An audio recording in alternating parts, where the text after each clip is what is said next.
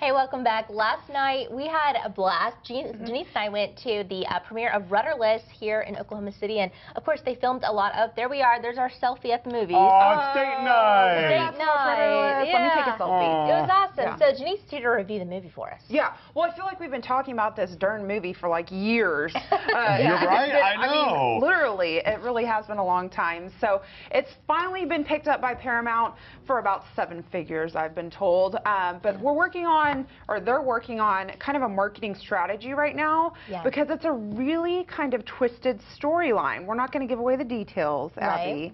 But it's basically about a father kind of overcoming the loss of a child, struggling through some social emotion and anxiety, and he finds his way through music, and the music in this movie is phenomenal. Yeah, it was great. I mean, that was one thing. Sitting in the theater, it was just like it was kind of moving, you know, because all the songs just fit the story so perfectly and kind of told the story in the lyrics and everything. So it was really neat. Well, and the songs were written by his son, right? And so he's performing them. Right. Sorry, am I giving away the movie? Yeah, pretty much true. I read the IMDb about it. Yeah. Which, by the way, IMDb is giving it an 8 out of 10, and it's up to 80% on Rotten Tomatoes already. Really? And it hasn't even come out. So there's not even a trailer, an official trailer out yet. Paramount's working on that. But it's got some big names in it, too. William H. Macy, this is his directing debut. Billy Crudup, we were talking about how to pronounce it on set. Just Billy. Felicity Huffman's in it, Lawrence Fishburne, and then Selena Gomez makes an appearance.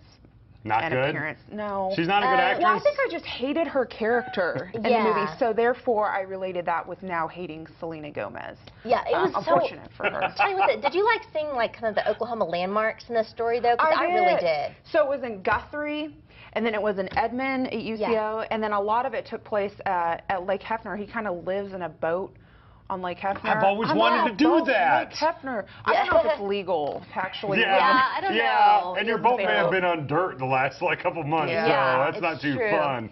Yeah, it was really neat. It was kind of funny because in one scene he's in his apartment and you kind of see out the window the Oklahoma County Jail. Yeah. Oh, nice. They really made it look cool. At one point I was like, Abby, where is this in Oklahoma? I've never seen this. She was like, oh, there's county jail right back there. And I was like, oh, wow. Everybody knows the county jail. Yeah. It's a nice backdrop. So it was really good. Are all the songs originals for this movie, or were they covers that you had heard before? No. They're originals. Yeah, they are originals. They had, William H. Macy was there last night at Quill Springs, and they had a little Q&A, and that was the first question that was asked by the audience, was the songs are amazing. Were these written for the movie? And they were actually original songs, like folky type songs that bands had written, and they kind of asked around for a certain type music and all that stuff, and they handpicked these songs, and they were perfect. Yeah, it was really, I mean, like, they basically just said they put the word out to, like, the music community and, like, kind of the indie world, and then they got all these songs kind of sent their way, and they got to kind of hand-pick them, so I thought that was really neat. Yes, that's cool. So there's going to be a Rudderless soundtrack that I'm sure is going to do very well. Yeah. Oh, somebody asked about that, the too. music Watch out, great. Frozen soundtrack. Watch out, that's right. And the 2 writers, of course, are also from Oklahoma, so that was really neat. In fact, one of the writers was my 7th grade English teacher, Jeff Robinson. How random is that? I know, it's pretty cool. I'm like, man, he's written a movie. What have I done? Yeah. Well, and this got a standing ovation at, was it Sundance Film Festival at the end? 2 standing ovations at Sundance, and then, of course, we stood up as well. I tried. I had popcorn and I was like, Abby, clap for me. I have popcorn.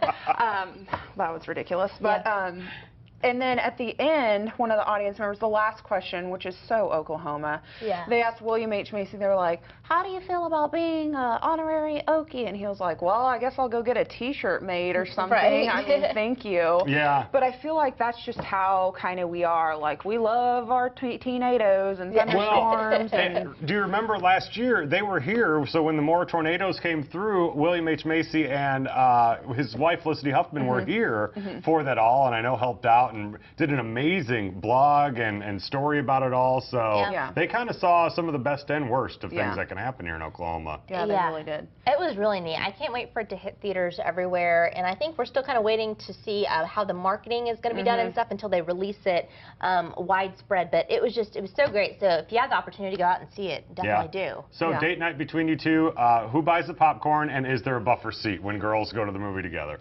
What's a buffer seat? A buffer, guys know a buffer seat. You got to leave a seat in between so you're not touching elbows with the other guy you're with. That's not a date. How many dates are you going on? You don't do it with the girl, Hey, but if it's two guys, you got to have a girl. buffer seat. We did not. Oh, if it's two guys. Yeah, yeah. I thought you meant with your wife. I was like, that's no, horrible. No. Yeah, you don't want to touch We your haven't wife? been married that long. Babe, don't get close to me. I need room. We barely found a seat. We did.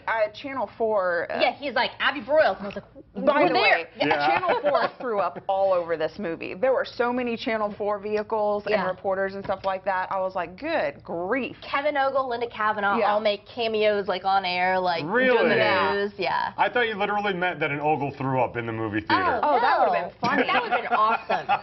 That We you would have gotta pull had out the pictures phone. of that. Yeah. But no. This is great. Yeah. So we Yeah. still don't know when it's coming out in theaters specifically. So basically, we're here to tell you that a good movie is going to come out one day, and Okay. you should see it. Good. Exactly. But I mean, they're hoping maybe, I don't know, in the next few months is what I hear. Yeah, I would say so. Yeah. Well, that's Yeah. fantastic. Now that the dollar amounts are down, Yeah. smooth sailing All from right. here. Exactly. All right. Awesome. Well, thanks, ladies. Yeah, I'm sorry we left you We'll go to behind, the Drew. movies. Yeah, I'm used to it. Don't That's worry. all right. Well, you know. I would have driven at least. I would have been a chaperone. You could have been our chaperone.